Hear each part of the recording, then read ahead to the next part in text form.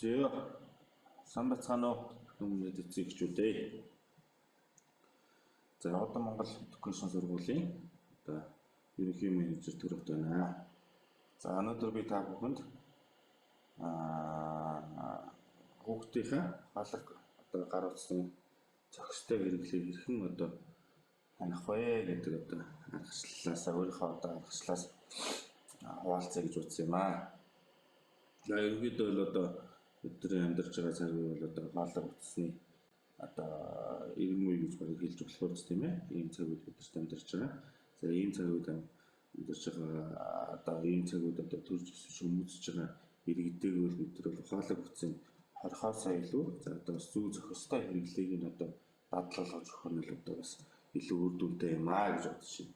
Тиймээс л одоо халах утсыг 20 бол одоо ямар нэг энэ бол одоо ямар нэгэн гарц шиг тийм шийдлэл биш байгаа. За тэгэхээр энийг нь харин хэрхэн үр дүнтэй ашиглаж хэрэглүүс орох тийм ээ. За эцгийн зүгээс бол ямар ч нэг 18 хүртэл нь бол хяналт тавьж одоо ингэж хэрэглүүлж тодорхой хэмжээнд тийм ээ. Насныхаа өөрийнх нь тухайн насныхны ангиллаас нь хамаарат тодорхой хэмжээний онцлогоос нь хамаарат насныхны онцлогоос нь хамаарат тийм тодорхой хэмжээнд одоо хянаж одоо ингэж хэрэглүүлж явах нь бол зүйтэй юм аа. За тэгэхээр бол би энд өнөөдөр 2 утас авчирсан байгаа. За энэ бол одоо өөрөө миний ашигладаг утас байгаа. За энэ ашигладаг утас бол одоо дэлгэцний дунд талд гарч байгаа. Та бүхэн бол одоо энийг эцэг хийхин утас гэж ойлгож болно. Утасныхын дэлгэцэн нь одоо харагдаж шүү гэж ойлгож болно. За энд бас нэг өөр утас байгаа. Энэ бол одоо манай охины утас байгаа. За энэ бол одоо дэлгэцний захт нь гарч байгаа тийм ээ. Одоо дэлгэцний баруун зүүн захт нь гарч байгаа шүү дээ. За тэгэхээр энэ хоёр утсан дээр би та бүхэнд өөрийнхөө одоо хүүхдийн утсыг одоо хэрхэн одоо хяндаг вэ, хяналт тавьж ажилладаг вэ гэдэг бол одоо туршлагаасаа авалцах гэсэн юм аа. За мэдээж энэ хяналт тавьдаг аппликейшн бол маш олон байдаг. За эндээс бол би бол одоо Google компани энэ аппликейшнийг бол одоо сонгож ашигладаг байгаа. За Google компани аппликейшн сонгож ашиглаж байгаа шалтгааны үгээр Google маань өөрөө маш олон төрлийн үйлчилгээнүүдийг бий болгодог. Одоо дэлхийд бол одоо энэ тал дээр бол одоо магнат гэж хэлж болохоор юм мундаг үйлчилгээ. За нөгөө Google Maps тийм ээ. За одоо Google-ийн одоо босоо санал болгодог Google Classroom ч гэдэг юм уу, YouTube ч гэдэг юм уу тийм ээ. За Google Maps одоо Google Photos гэдэг энэ аппликейшнуудтай одоо соёлтож ажиллахад нэлээд төхөн байдаг учраас одоо энэ Google Family Link гэдэг аппликейшнийг ашигладаг байгаа. За тэгэхээр энэ аппликейшнийг тухайд тайлбар хий. За ерөнхийдөө энэ аппликейшн маань өөрөө хүүхдийн буюу for kids and teens гэж юм тийм ээ. Одоо манай хүүхдийн утсан дээр бол одоо юм байна. За эцэгхийн утсан дээр бол for parents гэж одоо та бүхэн харж байгаа. Энийг нь алдагдаж суулгах байгаа. За хүүхдийн утсан дээр бол мэдээж хүүхдийнх нь одоо тэр юмс суулгаад за одоо энэ хоёр аппликейшн хооронд ажилладаг байгаа. За ерөнхийдөө энэ хүүхдийн утасных нь програм нь Android үйлдвэрлэлийн системтэй бол Android 7 буюу түүнээс дээш гэж юм тийм ээ. Энэ текстнэрээс харж байгаа. За хэрвээ одоо iPhone буюу iOS үйлдвэрлэлийн системтэй бол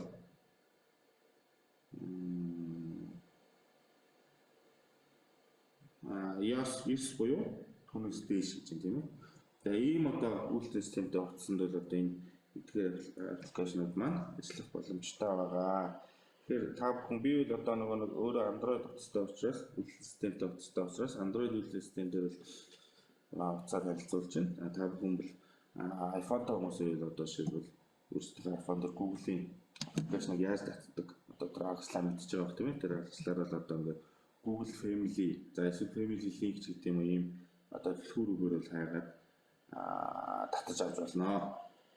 За татчихлаа. За татчихаа яах вэ гэхээр ерөнхийдөө энийг татангууд энэ аппликейшн маань өөрөө Google аккаунтын тусламжтайгаар ажиллах боломжтой юм аппликейшн байгаа.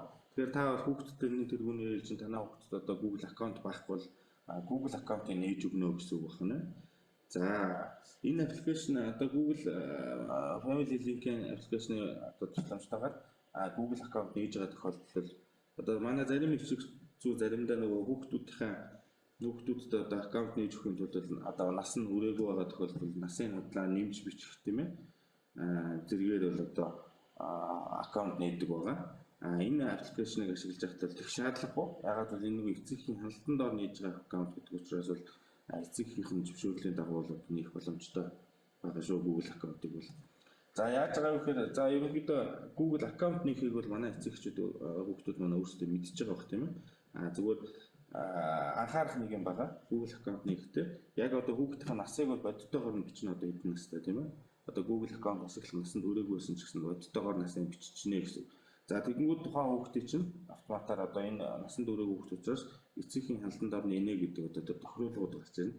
За тэр тохируулгын дагуу өөрийнхөө одоо тэр эцэгхийн тийм ээ өөрийнхөө аккаунт Google аккаунтыг холбож өгснөөр таны одоо Gmail хаягд болохоор одоо энэ таны одоо хүүхд гэж одоо энэ бүртгүүлэх хүсэлтэй байна та нэг хүлэмжшүүлж гинүү гэдэг одоо утгатай мэйл ирнэ.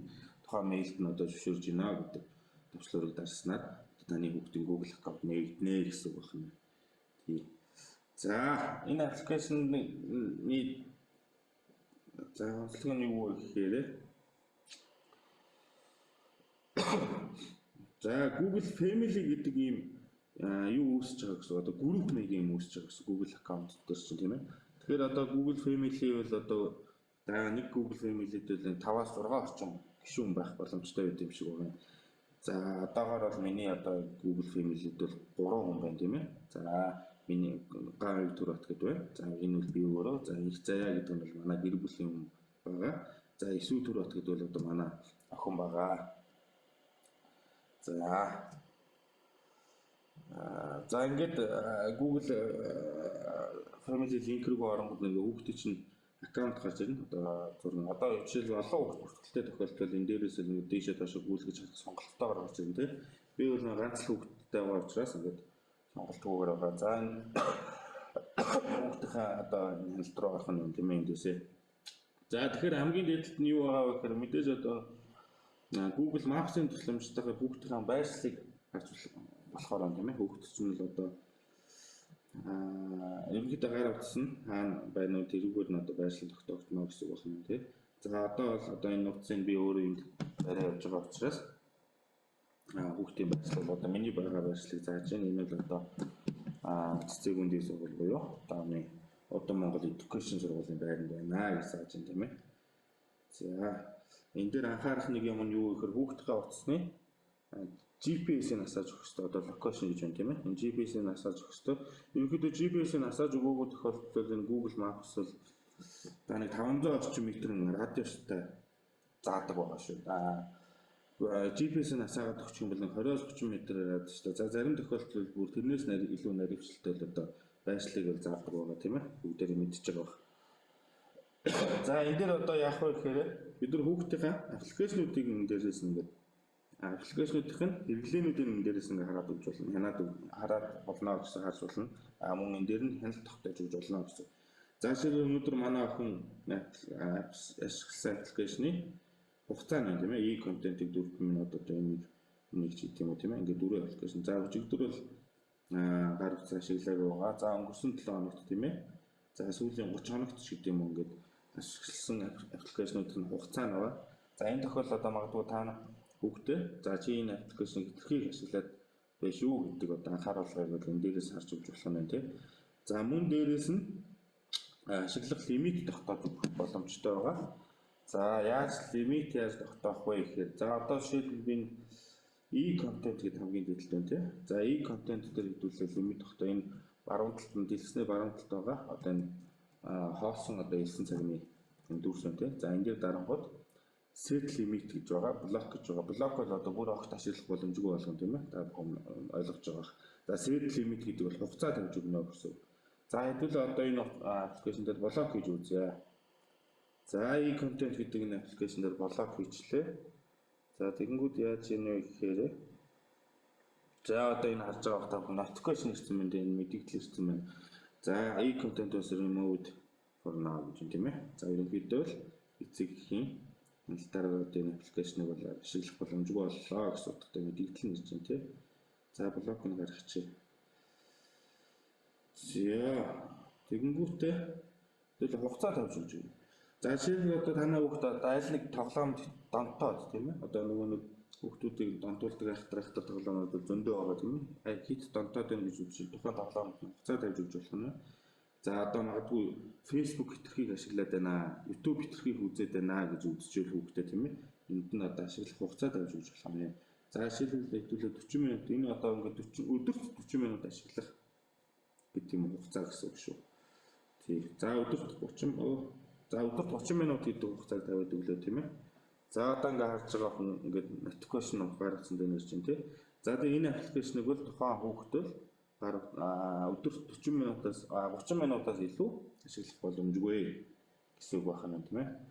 За би энийг нь устгах. За энэ дээр ингээд ашигладаг аппликейшнүүд нь мэдээж бүгд байж байгаа. За энэ дээрээс нь сонгоод тухайн хүүхдийнхээ дотор ашиглаж байгаа аппликейшн дээр нь тодорхой хяналт тавиад тогтоож өгч болох нэ. За энэ дээр одоо нэг тухайн өдөр ашигласан хугацааны мэдээж гарч ирж байна тийм ээ. Одоо өнөөдөр 1 цаг 2 минут ашиглаж байна. За энийг бол ерөнхийдөө би ашигласан байгаа нөгөө бичлэг хийх гээд тохируулгууд хийсэн байгаа. За жишээлбэл одоо би энэ өнөөдөр хүүхдийнхээ ашиглах одоо лимитийг үл 2 цаг гэж тогтоож өгсөн байгаа та бүхэн харж байгаа тийм ээ. Өдөрт л одоо ерөөсөө 2 цаг оролтноо. За энэ 1 цаг 2 минутын модоогоо бодлоор ашигласан байна гэж энэ дээр харагдаж байна тийм ээ. За энэ дээр ингээд лимитийг тогтоож өгч болно. Тэгэхээр лимитийг яаж тогтоох вэ гэхээр саяны одоо энэ edit limits гэдэг энэ зэс рүү ороод за өдрөөр нь бүр тогтоож өгөх боломжтой байгаа. За 7 хоног байна тийм ээ. За бүр огт лимитгүй гэж үл энийг бүр ингээд бүгдийг ингээд орхиод өгч болох. За жишээлбэл ажлын өдрүүдэд лимит тавиад хагасаа бүтсэн амралтын өдрүүдэд одоо лимитгүй хугацаа оруулж болно гэж үзчихэж болно тийм. За тэр тохиолдолд бол одоо ингээд хагасаа бүтсэн лимитийг орхиод өгч болно. За лимитийн хугацааг нь тогтоож өгч болно. Одоо жишээл нэг дэх өдөр тийм ээ 2 цаг 30 минут оролцох боломжтой. Хоёр дахь өдөр лимитгүй. За гурав дахь өдөр болохоор 1 цаг 30 минут ашиглах боломжтой гэдэг юм уу тийм ээ. Тэгээ бүгдээр хугацааг нь тогтоож өгөх боломжтой байгаа шүү. Тэгэхээр яг хөө танаа хүүхд одоо тухайн өдрөө одоо шил нэг өдөр байлаа гэж бодох тийм ээ. Утсаа 2 цаг 30 минут ашиглаад тэрнээс цаашаа утас нь блоклогдоод дахиж бол одоо тухайн өдрөө ашиглах боломжгүй маргааш өглөө ашиглах боломжтой болж өгнө гэсэн үг байна тийм ээ. За ингээд ерөнхийдөө лимит авцсан ингээд бисээ ерөнхийдөө ингээд мэдээлэлүүд ингээд гар утсан дээр нэрээ явуулдаг байгаа шүү. Тий. За энийг цаагаад тохиолч тийм ээ. За юм байна. За энэ дээр бас нэг давуу тал нь юу гэвэл bed time гэж байгаа та бүхэн дээдлэлт харж байгаа бол daily limit bed time гэж юм тийм ээ. За bed time руу оронгууд хүүхдийнхээ оройн цагаар одоо утсын ашиглах нь бүр усан одоо хариулах боломжтой байгаа. Ерөнхийдөө хүүхдийн унтах цагаа тийм ээ. Орой жишээлбэл ерөнхийдөө хүүхдийн нойрны гормон бол орой 10-аас шөнийн 2 цагийн хооронд ялгарч идэг байгаа. Яг одоо нойрны гинэ өсөлтийн гормон тийм ээ. Шөнийн 2 цагийн үед ялгарч идэг байгаа. Манай эцэгчүүд маань мэдчихэж байгаа бох тийм ээ. Тэгэхээр энэ хугацаанд жишээлбэл хүүхдээ заавал унтуулсан байх шаардлагатай гэж үздэг учраас би өөрөө хүүхдийнхээ унтны цагийг 9 цагаас ингээд тогтооод өгсөн байгаа. За тэгээ ингээд цагийг одоо мөн ингээд өөрчлөх боломжтой байгаа тийм ээ. Өөрийнхөө одоо хүснээр тохиолдох боломжтой. Одоо жишээлбэл хагасаа бүтэн сая өдөр одоо жишээлбэл нэгдгийн өглөө хичээлтэй тохиолдолд одоо арай эрт унтуулах ч гэдэг юм уу. За 5 дахьад одоо бас нэг амралтын өдрөмж арай хажуу унтуулах ч гэдэг юм уу тийм ээ. Хүүхдийн тохиолдлуудаа бол хийх боломжтой байгаа энэ дээр. За тэгээд эсвэл одоо ерөөсөө bed time-ыг тавьж өгөхгүй гэж үл ингээд унтраачнаа гэсэн үг тийм ээ. За бүгдээр харж байгаа. За одоо энэ утсан дээр хүүхдийнхээ утсыг ерөнхийдөө би нэг блоклно гэдэг түрүүнээс яриад байгаа. Нөгөө тухайн өдрийн ашиглах хугацаанд дуусах юм бол блоклогдно. За мөн bed time болох юм бол блоклогдно. За мөн дээрээс нэг өөрөө ингийн гар утсаа шууд гар аргаар блоклж болно. За одоо жишээлбэл энэ дээр lock now гэж тийм ээ. За би танаас блоклж үзүүлээ гэж бодож байна. За lock now-а дарангууд за харж байгаа бүгдээч ус ингэ блоклогдсон тийм ээ. За ингээд ерөнхийдөө энэ тохиолдолд emergency дуудлага хийх боломжтой. За бусад төрлийн одоо юмнуудыг бол хийх боломжгүй байгаа. За хэрвээ одоо энэ утсын нээе гэх юм бол эндээс нь бонус тайм өгч болох юм тийм ээ. За ерөнхийдөө тухайн өдөр хүүхдийн чинь утасны лимит бас 2 цаг ингээ ашиглах лимит нь дуслаа тийм ээ. Тэгээ одоо магадгүй дахиад 30 минут ашиглах шаардлага үүслэх тохиолдолд одоо бонус тайм хүүхдэд ингээд хэдэн минут гэдэг тийм ээ. Тэр шаардлагатай хугацаанд өгөх боломжтой байгаа шүү. Тий. За блоклцсон утсын за би танаас дахиад нэг юм харуулъя.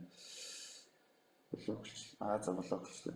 За блоклцсон утсыг нээх ерөнхийдөө ганц л арга байгаа. Эцэг их нь өөрийнхөө утаснаас одоо unblock гэдэг энэ төвчлөрийн дарах нь тийм ээ. За эсвэл parent access гэдэг энэ код байгаа. За энэ кодыг хаанаас авдаг вэ гэхээр зөвхөн эцэг эхийн утаснаас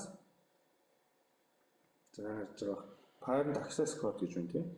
За access кодон дээр ингээд тодорхой хугацаатай ерөнхийдөө нэг 5-аас 10 минутын хугацаанд ашиглах боломжтой энэ кодууд гарч ирдэг байгаа солигдоод байж байгаа тийм ээ. Тэгэхээр хүүхдийн кодыг бол чэйжилчихнэ гэж санаа зовлтгүй байх нь. За энэ кодыг ингээд блокноор гаргаж болно. Тий. Одоо магадгүй хүүхд чинь хугацаа бас нэг юм хийж итэл одоо хичээл ном хийж итэл тийм ээ. Утсан блоклогдож байгаа юм бол одоо иймэрхүү аргуудыг ашиглаж болох нэ.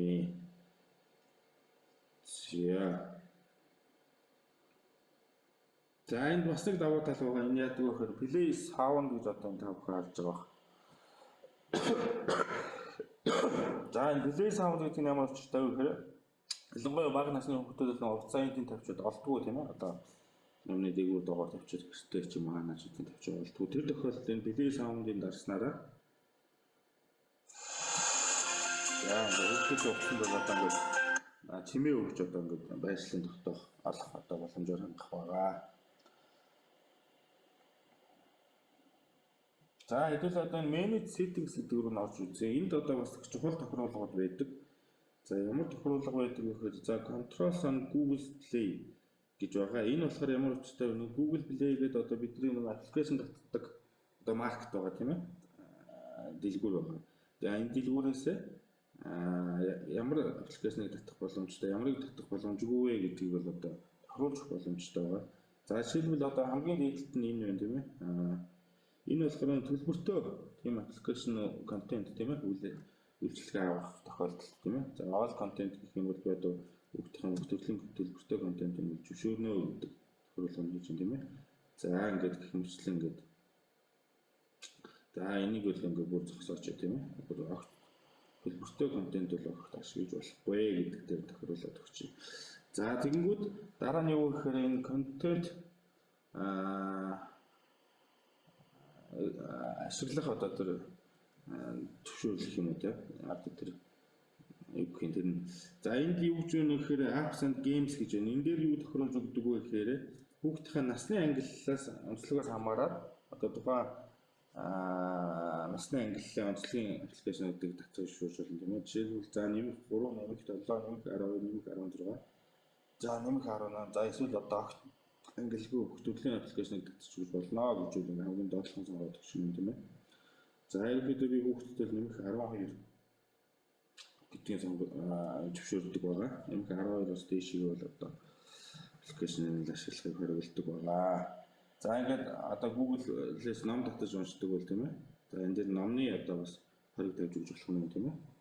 За мөн одоо дуу жишээлбэл энэ дээр хориг тавьж өгч болох юм. Жишээлбэл одоо юу гэдэг юм ёс бус хэллэгтэй ч юм уу тийм ээ агуулгацсан тиймэрхүү дуу байлаа гэж одоо хүүхдэд тохирох сонсоход одоо тохиромжгүй гэж бодож байгаа тиймэрхүү дуу байлаа гэж бодоход энэ дээр л тэдний тохируулж өгч болох нэ. За filters on Google Chrome гэж байгаа. За Google Chrome гэдэг хүчийг бол бүгдээр мэдэн тийм ээ ашигладаг баг. За энэ дээр бол ингээд зарим сайтуудыг хааж өгөх боломжтой. За жишээлбэл энд одоо ингээд блог хийх сайтууд байна тийм ээ. Сайт үзүүлнэ. За жишээлбэл одоо энэ Google application дээр бид нар хүүхдийн Facebook-ыг ашиглах хугацааг нь тохируулаад өгчлөө байлаа гэж бодъё тийм ээ. Одоо 2 цаг ашиглах боломжтой шүү гэж одоо Facebook гэдэг. Тэгвэл Facebook гэдэг application ч нь хаагдчихна. Тэгвэл Google Chrome гэдэг application чинь хаагдаг учраас Google Chrome-ын тусламжтайгаар Facebook-ыг нэвтрэх боломжтой болж байгаа. Тэр тохиолдолд одоо жишээлбэл Google Chrome-оор Facebook руу авах боломжгүй Facebook гэдэг хаягийг хаацнаа гэдэг тохиолдлыг бол одоо энд ингээ хийгээд өгч байна. За вебсайт гэдэг дээр тийм ээ. Би бол одоо Facebook-ыг хийцэн байна, та нар харж байгаа бох тийм ээ. За ингээ Google search дээр бол одоо бас safety search буюу одоо нөгөө нэг одоо харж байгаа сексуалны буюу одоо нөгөө нэг биеийн янз янзын хэсэг ил гарсан тиймэрхүү зургуудыг search хийсэн тохиолдолд одоо харуулахгүй байх тийм ээ. Тийм тохиолдол бол энд нээж өгнө. За Google Assistant гэж байгаа. За мэдээж энийг бол одоо манай зарим эцэг эхчүүд бол ашигладаг байх тийм ээ. Ерөнхийдөө Google Assistant ашиглаад гар утсаа дуу хоолойгоор өдөрдөг тийм ээ. За энийг нь одоо бас нээж өгч болох юм. За location тийм ээ.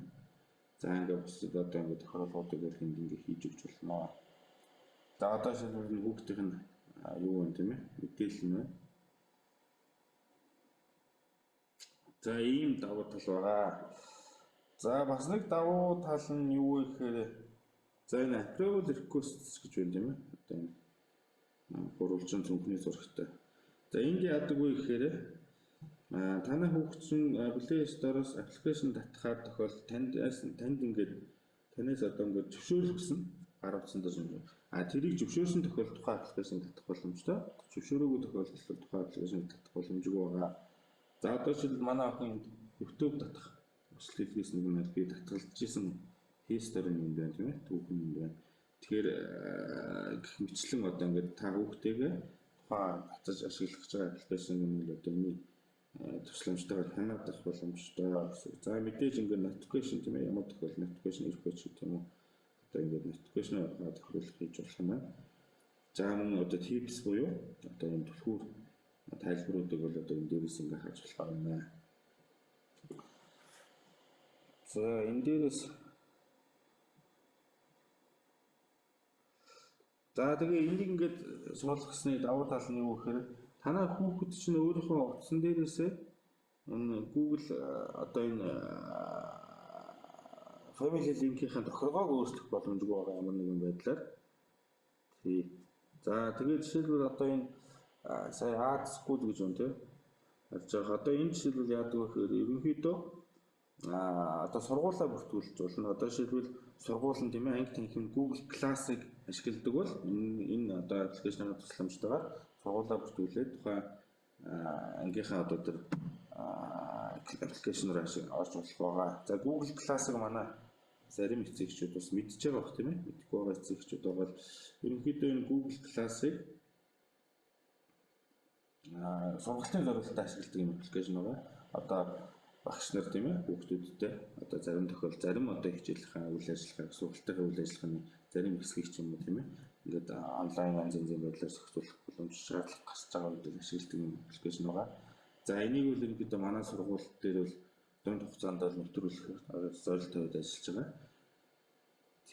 За тэгээд за энэ аппликейшны тухай товчхон танилцуулгаад юм байна. Тэгээд та бүхэн энэ аппликейшны тусламжтайгаар хүүхдийн гар утасны хэрэглээг зүү зохистой хэрэглээг одоо хянаараа.